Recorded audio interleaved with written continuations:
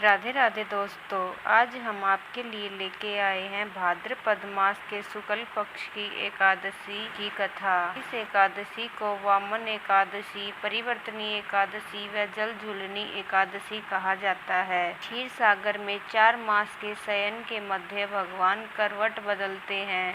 निद्रा मगन भगवान के करवट परिवर्तन के कारण ही इसका शास्त्रीय नाम परिवर्तनी एकादशी है।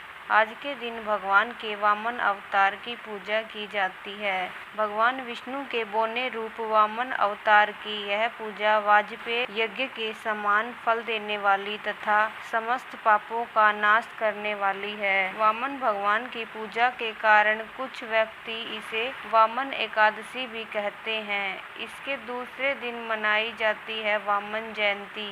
आइए आपको इसकी कथा सुनाते हैं, जो इस प्रकार है। धर्मराज युधिष्ठिर ने कहा, हे माधव, भाद्रपद मास के शुक्ल पक्ष की एकादशी का नाम, विधि विधान तथा महात्म्य विस्तार पूर्वक जानने की मेरी अभिलाषा है। कृपया करके इसके बारे में मुझे बतलाइए। श्री कृष्ण भगवान ने कहा, हे राजन, सब पापों को नष्ट करने वाली और स्वर्ग प्रदायक उत्तम वामन एकादशी का महात्म्य मैं तुम्हें कहता हूँ। ध्यान पूर्वक सुनो। यह एकादशी जयंती एकादशी भी कहलाती है। इसका व्रत करने से वाजपेय यज्ञ का फल प्राप्त होता है। पापियों के पाप का नाश करने के लिए इससे बढ़कर अन्य कोई उपाय नहीं है।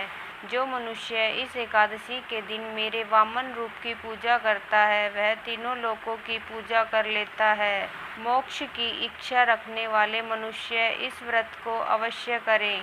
जो कमल नयन भगवान का कमल से पूजन करते हैं, वह अवश्य भगवान के समीप जाते हैं। जो भाद्रपद शुक्ला एकादशी को व्रत और पूजन करता है, उसे ब्रह्मा और विष्णु सहित तीनों लोकों का पूजन करने का पुण्य फल प्राप्त होता है। सभी को इस परिवर्तनी एकादशी का व्रत अवश्य करना चाहिए, क्योंकि इस दिन भगवान विष्णु क्षीर सागर में अपने 4 माह के शयन के मध्य करवट बदलते हैं। भगवान के ये वचन सुनकर युधिष्ठिर बोले, हे भगवान, मुझे अति जिज्ञासा हो रही है कि संपूर्ण सृष्टि का संचालन करते हुए आप किस प्रकार सोते हैं और करवट लेते हैं। किस प्रकार राजा बलि को आपने वचन में बांधा और वामन रूप रखकर क्या क्या लीलाएं की।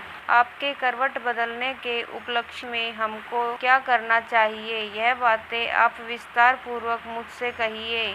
श्री कृष्ण ने कहा, हे राजन, अब आप सब पापों को नष्ट करने वाली इस कथा को ध्यान पूर्वक सुनिए।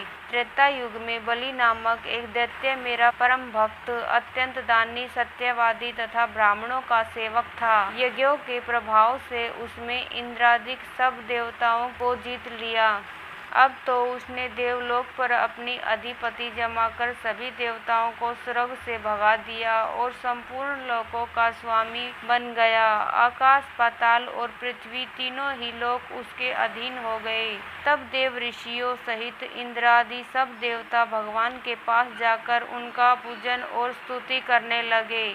उन्होंने राजा बलि के अत्याचारों से मुक्ति दिलाने की भगवान से प्रार्थना की। भगवान ने वामन रूप धारण कर अवतार लिया और राजा बलि से 3 पग भूमि मांगी और फिर अपने तेजस्वी रूप से राजा बलि को पाताल लोक में भेज दिया। यह वार्ता सुनकर राजा युधिष्ठिर ने पूछा, हे जनार्दन, आपने वामन रूप धारण करके उस महाबली दैत्य को किस प्रकार जीता।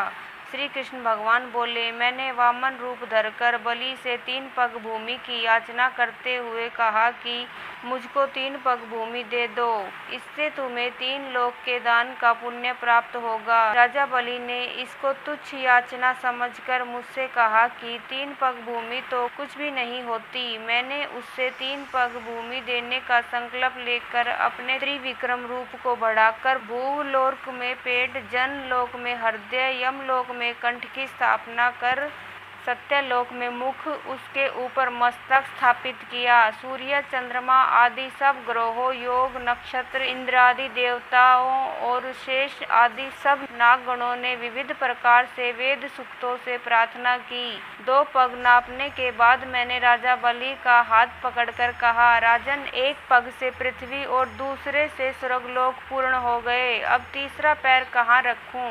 तब बलि ने अपना सिर झुका लिया और मैंने अपना पैर उसके मस्तक पर रख दिया। इससे मेरा वह भक्त पाताल को चला गया। उसकी विनती और नम्रता को देखकर मैंने कहा, हे बलि, मैं सदैव तुम्हारे निकट ही रहूंगा। विरोचन के पुत्र बलि के कहने पर वहां पर भाद्रपद शुक्ला परिवर्तनी एकादशी के दिन बलि के आश्रम पर मेरी मूर्ति स्थापित हुई और दूसरी क्षीर सागर में शेषनाग की पीठ पर हुई।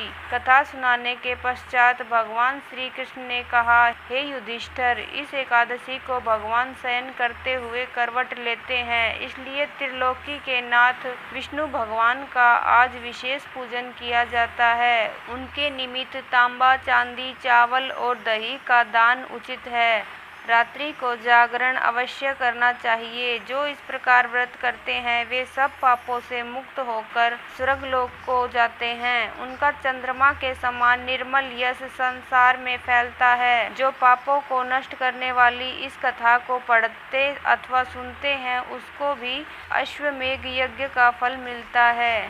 तो दोस्तों, ये था परिवर्तनी एकादशी का महात्म्य व कथा। यदि आपको पसंद आया हो तो कमेंट में लिखकर अवश्य बताएं और मेरे चैनल को सब्सक्राइब कर लें ताकि आपको आने वाली हर कहानी की जानकारी प्राप्त हो। धन्यवाद दोस्तों, कहानी सुनने के लिए।